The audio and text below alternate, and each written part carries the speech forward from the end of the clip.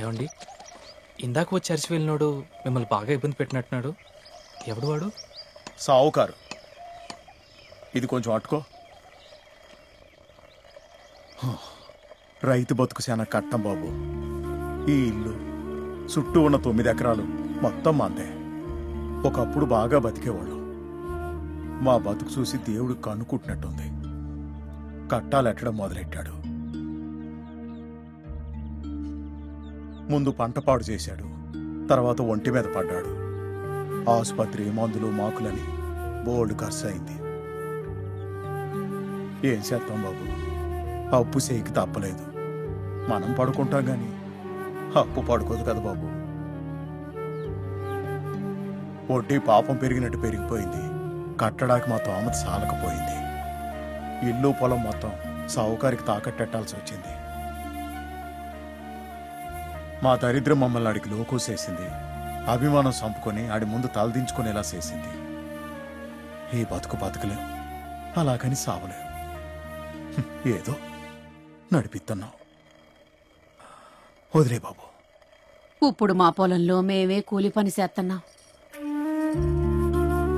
వాకిట బయట మరిసెట్టులా ఉండే కుటుంబం వాకిట్లో ఉన్న మొండి మోడులా అయిపోయింది. ఈ కట్టాలన్నీ ఎప్పుడు తీరుతాయో ఏటో.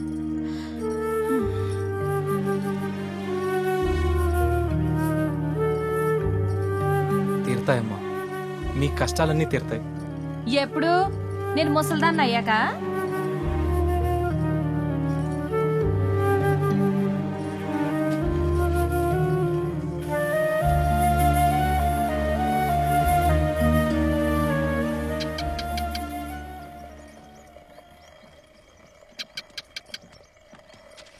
అమ్మా, మీ కష్టాలన్నీ తీరాలంటే ఎంత కావాల్సి వస్తుంది?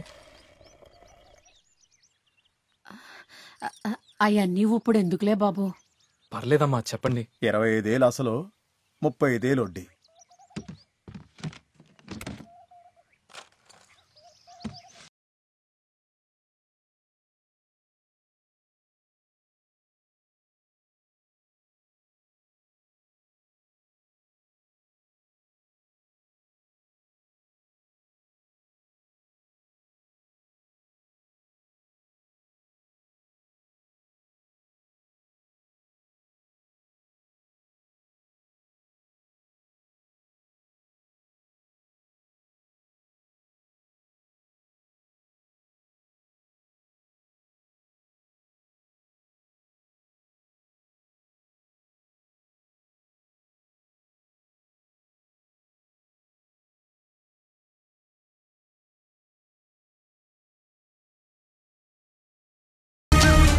మాకు కట్టాలున్నాయని చెప్పాను గాని మిమ్మల్ని బెచ్చిపోయమని అడగలేదు. చీచి, అది కాదు మల్లిక. నేను ఒక అనాథని. చిన్నప్పటి నుంచి ఒక్కడనే కష్టపడి ఇంత సంపాదించాను. మీరు ముగ్గురున్నారు, ధైర్యవంతులు, మంచి మనసున్నోళ్ళు. డబ్బు శాశ్వతం కాదు. ఇవాళ నా దగ్గర ఉంటుంది, రేపు మీదవుతుంది. మనిషి అనుకుంటే ఏదైనా సాధిస్తాడు. నమ్మకం, కష్టం ముఖ్యం. ముక్కుమో అని తెలియని నాకే మీ ఇంట్లో ఆశ్రయం ఇచ్చారు.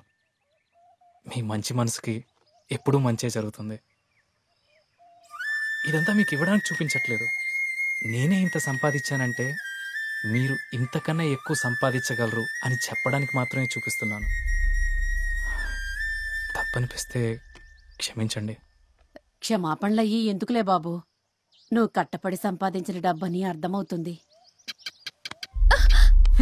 అయ్యో అపసకును, మళ్ళీ వెళ్ళి తానసేపో. బాబు, ఇవన్నీ లోపలెట్టి నువ్వు కూడా తానసి. ఎందుకమ్మా? బల్లి మీద పడితే తానం చెయ్యాలి బాబు, అది శాస్త్రం. కదలవే. సరే.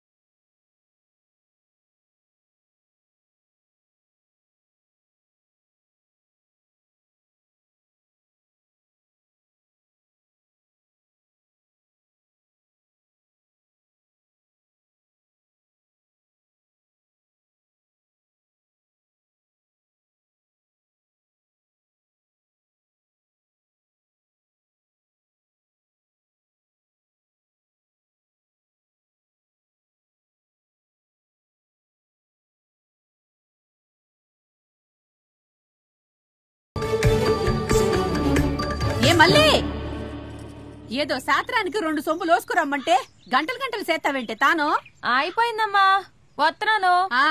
నేను మీ నాన్న ఆకుమడికి తడెట్టడాకెళ్తున్నాం. సరే సరే, తొందరగా రండి.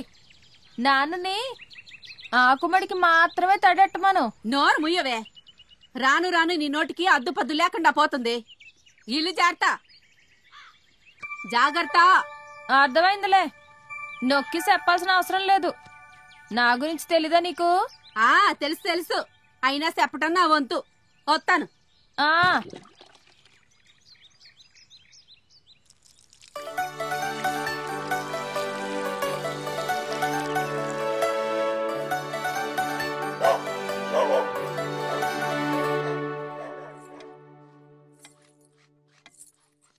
బల్లి పడుద్దని ముందే తెలుసుంటే ఏ నీళ్ళెట్టేదాన్ని. పాపం మీకు సన్నీళ్ళ తానం అలవాటుందో లేదో. ఎందుకు లేదు?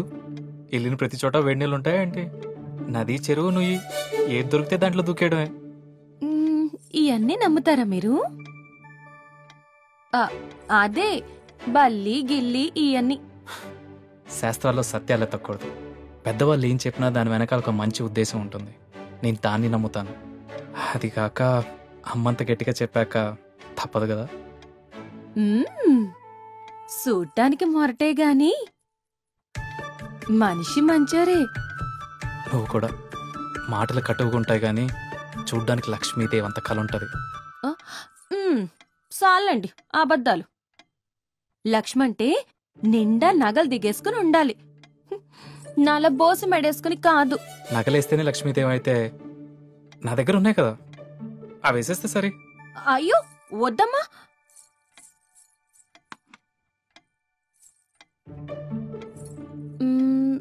ఓసారి వేసుకుని చూద్దారనుంది, వేసుకుని చూసేదా?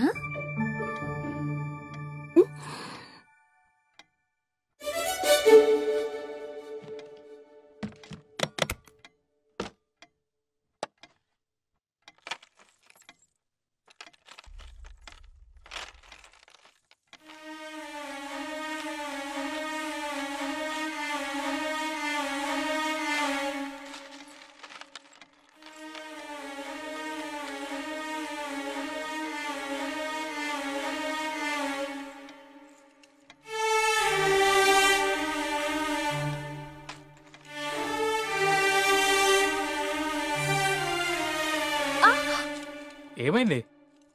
మొన్న ముళ్ళు గుచ్చుకుంది, అది నొప్పేస్తుంది. ఎక్కడా?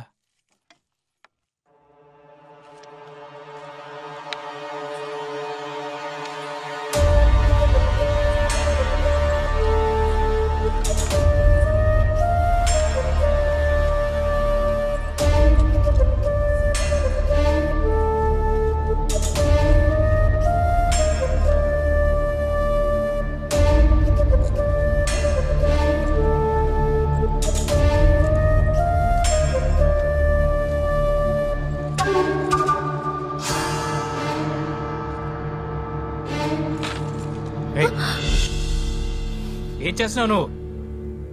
ఓ మొగాడు ముందు ఇలా చేయడానికి నీకు సిగ్గనిపించట్లేదా? నేనేం చేశాను? చెయ్యాల్సిందంతా చేసి ఏం చేశానని అడుగుతున్నావా? వచ్చినప్పటి నుంచి చూస్తున్నాను, నీ చూపే సరిగ్గా లేదు. నన్ను వంక దృష్టితో చూస్తున్నావు. ఈడొచ్చినమ్మా ఇలా చేస్తే లంచంటారా? ఇప్పుడు నేను లంచనంటారు అంతేగా? కాలికి దెబ్బ తగిలింది, అది తుడుచుకుందామని బట్ట పైకెత్తాను అంతేకాని నా తొడలు చూపెట్టి మిమ్మల్ని లొంగ తీసుకుందామని కాదు. నగలు అడిగాను కదా, అందుకే లోకవైపోయాను మీకు. నాకింకా పెండ్లి కాలేదన్నమాట నిజం, కానీ వాడిపోతున్న వయసును వాడుకోవాలని నాకెప్పుడు అనిపించనూ లేదు, నేను ప్రయత్నించనూ లేదు.